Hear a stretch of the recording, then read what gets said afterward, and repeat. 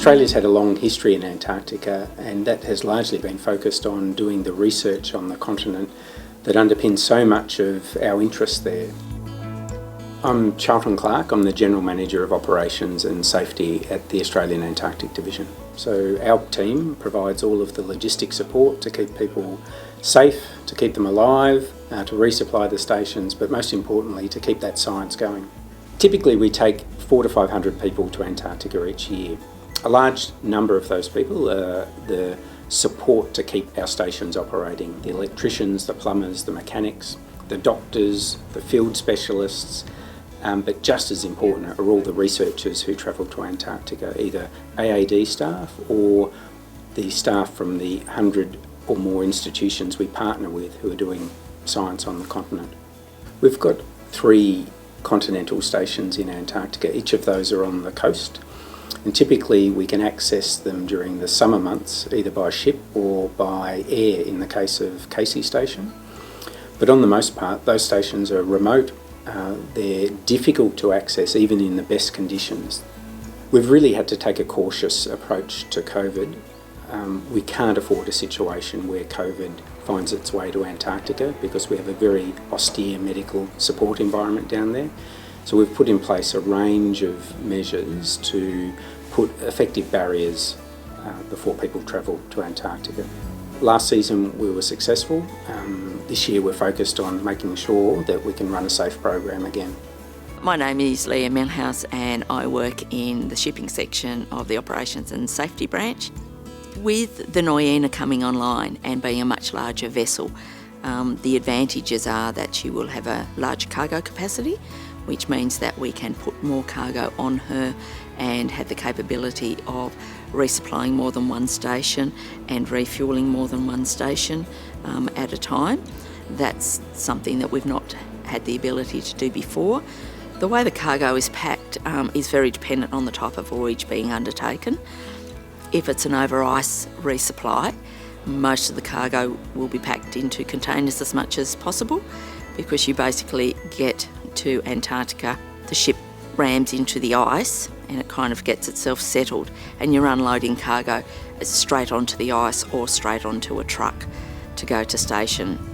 If it's an over water resupply, then we're using barges, or it may be that we're planning on doing a fly-off. They'll be in the flyable loads, so they can be sling-loaded ashore. There's also the overwater at Macquarie Island, where we use larks. Larks are a much smaller vessel, so anything that we put onto the ship must be able to be taken ashore by lark. Ice is a barrier to access Antarctica for several months of the year. The ice extent often extends several hundred kilometres, so we can only resupply our stations during the peak of the summer. Then even during the summer, weather systems dominate the continent, so we can only fly our helicopters and fixed wing when the weather's good, and then quite often we're waiting for weeks at a time to get a flight in between our stations. So weather dominates everything we do. I'm Matt Ryan. I'm an Aviation Operations Officer here at our head office at Kingston. So we're deploying aircraft to our 4 Antarctic stations. Depending on the operation, we might have fixed wing moving between our stations, might have helicopter operations supporting Macquarie Island ship to shore, or station ship to shore. And our jet aircraft, we're flying direct from Hobart here and into Antarctica and landing at Wilkins Ice Runway. There's a lot of different steps in building an ice runway. It's not necessarily a straightforward process. The ice runway, Wilkins, is located 70 k's inland and on a glacier that moves 12 metres a year.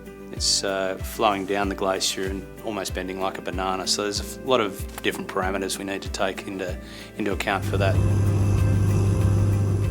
We've got annual snow accumulation that needs to be stripped off the surface. We've got surveying it out and making sure we've got the runway where we say it's going to be, putting in the marker poles. Antarctica gets under your skin, and if you've had the opportunity to travel to Antarctica and spend time there, the environment is inspiring. It's a place that attracts wonderful people as well. I love working at the Antarctic Division. It gives you a sense of enjoyment and achievement if you can be involved in a successful shipping season. I also get the opportunity to actually go to Antarctica, which I'll eternally be grateful for. It's hard to describe just how breathtaking and awe-inspiring Antarctica can really be.